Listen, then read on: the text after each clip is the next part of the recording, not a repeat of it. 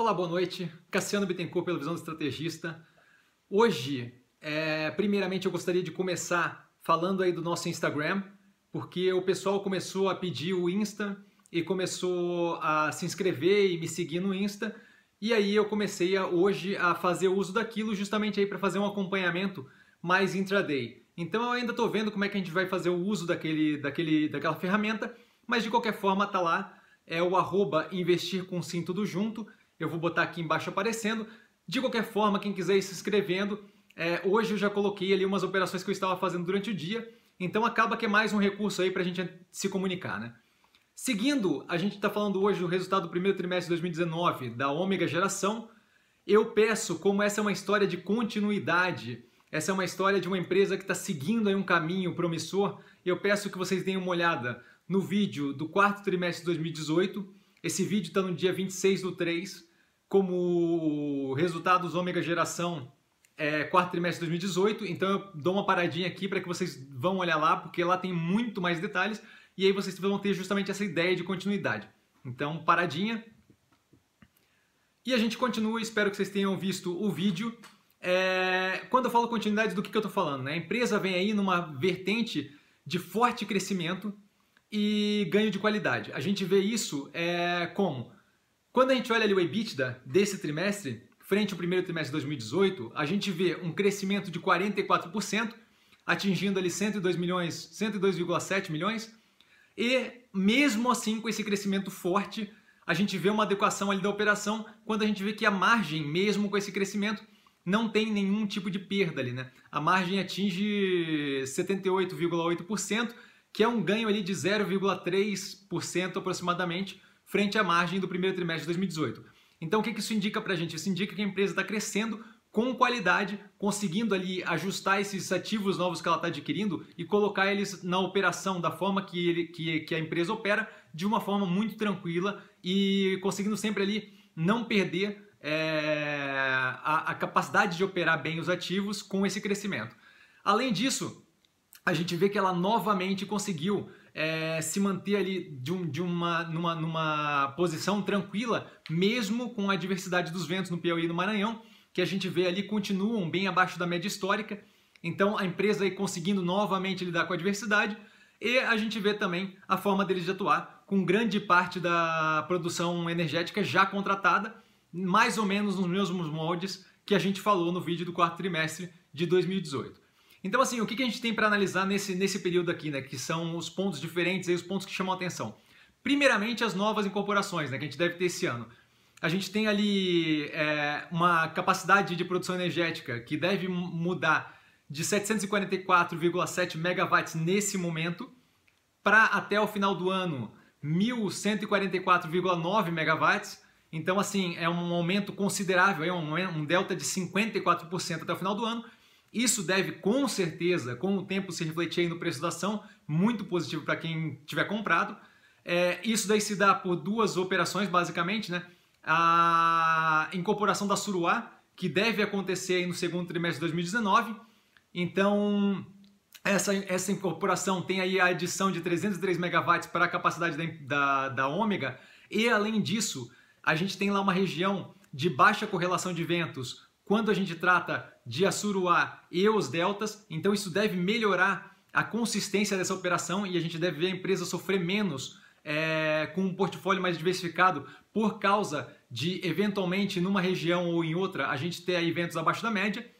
E além disso, a gente tem os deltas 7 e 8 que devem sair no final de 2019.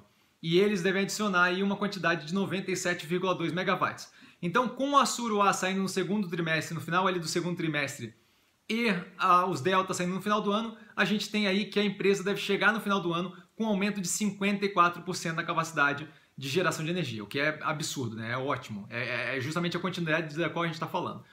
Com isso em vista, o que me sobra? Me sobra avaliar os possíveis pitfalls, né? A possibilidade aí de algo dar errado. E nesse momento o que a gente vê ali como mais observação é o endividamento.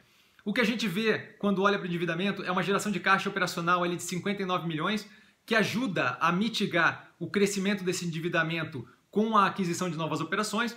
Então a gente vê ali que mesmo com a adição no endividamento, do endividamento junto ao BNB, o Banco do Nordeste, pela incorporação do Delta 5 e 6, no valor ali de 334 milhões, a gente vê que a dívida líquida final ali não aumenta nessa proporção, justamente por causa dessa forte geração de caixa.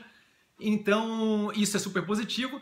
Além disso, a gente vê uma dívida líquida que aumenta ali apenas 14%, frente ao aumento das operações. Isso é um aumento consideravelmente pequeno, e esse aumento ainda vem acompanhado de uma redução de custo. No quarto trimestre do ano passado a gente estava falando de um custo da dívida ali de 9,3% ano, e agora a gente está falando de 8,7%, especificamente por causa desse endividamento junto ao BNB. Então a gente vê ali, quando a gente passa para analisar os índices, a gente já viu aí que tem uma redução da dívida, um alongamento um pouco melhor da dívida, e a gente passa ali para analisar um pouquinho além disso, quando a gente olha para a alavancagem, e aí a alavancagem vale lembrar que é feita com o EBITDA ajustado ali, a gente vê que ela passa de 4,4 no trimestre passado para 4,67 vezes nesse trimestre, sempre lembrando a alavancagem é dívida líquida sobre EBITDA, então nada muito preocupante. Além disso, um outro índice que a empresa gosta de usar, que eu acho interessante, que é o índice de cobertura, onde a gente tem o quê? O que foi pago nos últimos 2 meses de principal, mais o que foi pago de juros, dividido, né, pelo EBITDA menos o imposto de renda e contribuição social. Isso por quê? Porque eu estou querendo saber o quanto do EBITDA, quantas vezes o EBITDA dá, o que eu precisaria pagar aí nos últimos 12 meses de juros e principal, para saber qual é a capacidade da empresa de cobrir aquele serviço da dívida que ela é obrigada a fazer sem dar default, né? sem falhar com nenhum desses pagamentos. Então eu só retiro ali do EBITDA, e esse EBITDA contábil, eu retiro dele o imposto de renda, que é um caixa que de fato sai, e deixo ele só a parte mesmo da geração de caixa operacional da empresa, que poderia ser destinada para o principal e juros. E esse índice de cobertura diz ali para a gente que no último trimestre era de 1,32 vezes, então o EBITDA cobria o serviço da dívida durante o ano uma vez e mais 0,32, né, 32%, e nesse momento agora é de 1,3, então acaba que não tem ali um sofrimento muito grande esse índice, então isso é mais um ponto positivo. Eu estou comprado na empresa, acho que é uma ótima opção, especialmente se a gente pensa em investimento de longo prazo. Quando a gente olha ali o primeiro vídeo que eu fiz no dia 6/11, a empresa estava cotada em 15,88. Hoje, no dia 26/3, no quarto trimestre de 2018, ela estava a 19,90. Hoje a gente vê ela a 20,19, o que é um desconto de aproximadamente 5% da máxima que ela atingiu recentemente em 21,35. Então esse desconto aí pode ser justamente uma oportunidade para dar uma entrada no papel, especialmente considerando que grande parte do EBITDA dela e dos ganhos dela são gerados aí no segundo semestre do ano, tá? Isso historicamente para a empresa. E, além disso, a gente vai ver aí no final do ano a empresa com uma capacidade instalada possivelmente, provavelmente, 54% maior do que a gente tem hoje em dia. Então, assim, eu vejo aí um potencial muito grande de crescimento, além de ser um potencial de se expor aí ao setor energético e de uma forma muito focada no futuro, tendo em vista que a empresa trabalha 100% com energias renováveis. Então, por hoje eu fico por aqui. Vale lembrar que quem aprende bolsa opera como mero detalhe, quem aprende a pensar opera como mero detalhe. E a gente se fala amanhã, quando eu vou ter um vídeo especial aqui do dia 8 de maio e eu vou explicar para vocês amanhã o porquê. E além disso, a análise do Iguatemi, que deve divulgar resultado hoje à noite e amanhã deve ter a teleconferência. Tchau, tchau.